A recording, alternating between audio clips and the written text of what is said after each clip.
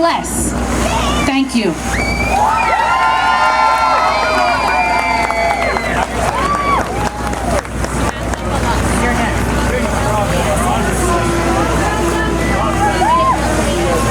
Chers étudiantes et étudiants de McGill, nous sommes unis aujourd'hui pour vous soutenir face à cette protestation infâme qui est à McGill depuis plusieurs jours.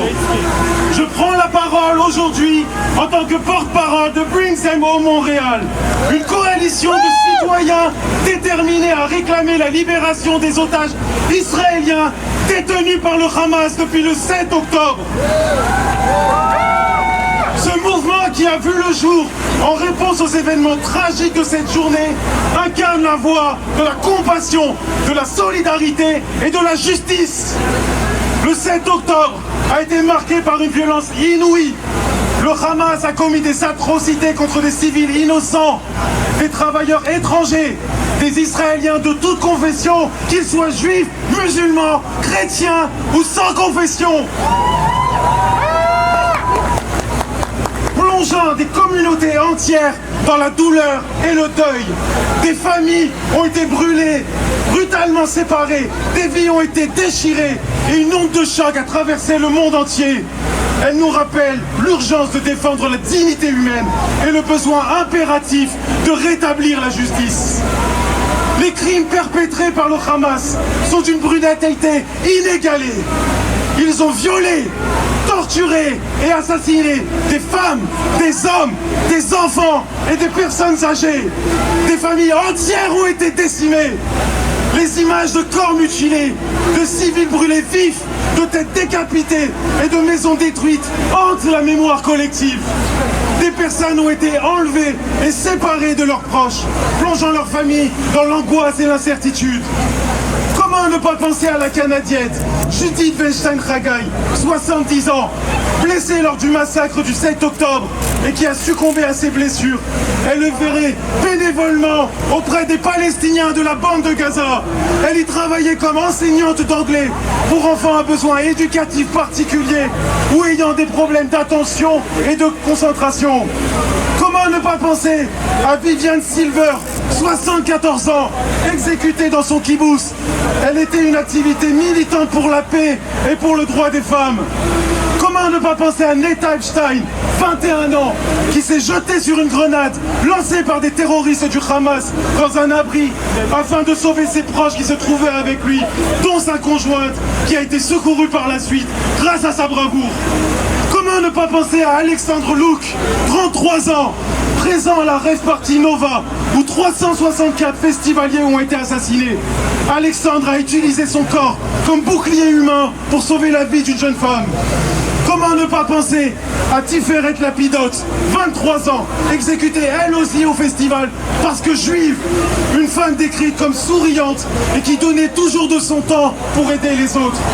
Je pourrais également citer Shir Georgi, 22 ans, Adi Vital Kaploun, 33 ans, Ben Mizrahi, 22 ans. Toutes ces personnes étaient canadiennes, comme nous tous ici. Notre mouvement est né de la douleur collective ressentie par les familles et les proches des otages. Nous nous réunissons semaine après semaine pour dénoncer ces atrocités, pour porter la voix de ceux qui ne peuvent plus s'exprimer et pour réclamer le retour immédiat et inconditionnel de tous les otages. Bring them home now! Bring them home! Bring them home! Bring them home! Bring them home! Bring them home! Bring them home! Bring them home! Bring them home! Bring them home! Chaque jour passé est un jour de souffrance supplémentaire pour les familles, les proches et les communautés. Nous marchons pour que leur voix ne soit pas réduite au silence, pour que leurs cris de détresse résonnent dans les consciences du monde entier. Il est crucial de souligner la nature inhumaine des actions du Hamas. Les attaques ciblant les civils, les enlèvements massifs et les actes de violence aveuglants, témoignant d'une brutalité qui ne peut rester impunie. Ce ne sont pas seulement les otages et leurs familles qui souffrent. La violence du 7 octobre a laissé des cicatrices profondes, mais nous devons nous dresser contre la peur et la haine. Travaillons ensemble pour rétablir la paix. Notre appel va au-delà de la libération des otages. Il s'adresse à la conscience internationale. Nous devons agir collectivement pour condamner les crimes commis par le Hamas et pour exiger le retour des otages sans condition. C'est une question de justice et d'humanité. Chacun de ces otages est un être humain avec une histoire, une famille et des rêves. Leur détention prolongée est une tache sur la conscience du monde. Notre appel aujourd'hui est un appel à la mobilisation générale, à une prise de conscience mondiale. Nous exhortons les organisations internationales, chaque gouvernement, chaque individu épris de paix et de justice à se joindre à notre combat.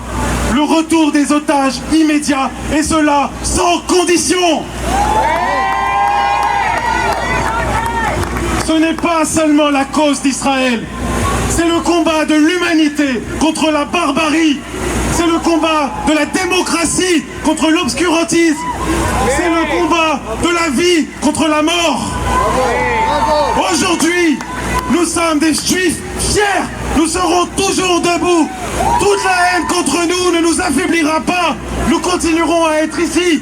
Nous continuerons à allumer les lumières de Shabbat chaque vendredi jusqu'à la fin des temps.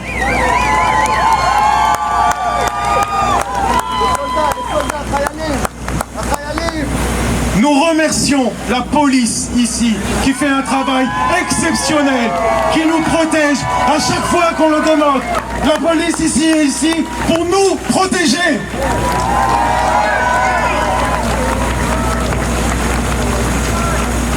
Je terminerai par vous dire, le 6 octobre, la paix était instaurée entre les Palestiniens et les Israéliens. Ils ont déclaré une guerre. Israël a le droit de se défendre.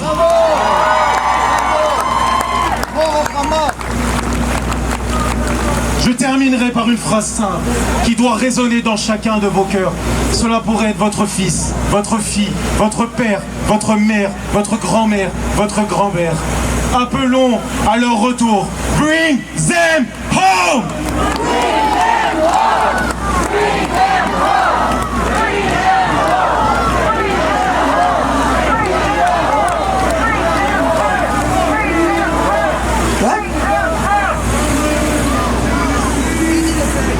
Hello, everybody. I'm Lillian Weinberg Goodman, a graduate of McGill, a graduate of Concordia, and a very proud board member of the Raoul Wallenberg Center of Human Rights, who have been working incredibly hard to deal with the war crimes that happened on October 7th, and also working on teams to bring our hostages home. From the Jordan River to the Red Sea, Israel will always be. Israel wants peace. All Israel has ever wanted was peace with its neighbors. 9 times the Palestinians have had opportunities to have a peaceful state beside Israel. 9 times they have refused. In 1967, Israel won a war that it did not want. It gained the Sinai, the Golan Heights, Samaria, and Judea.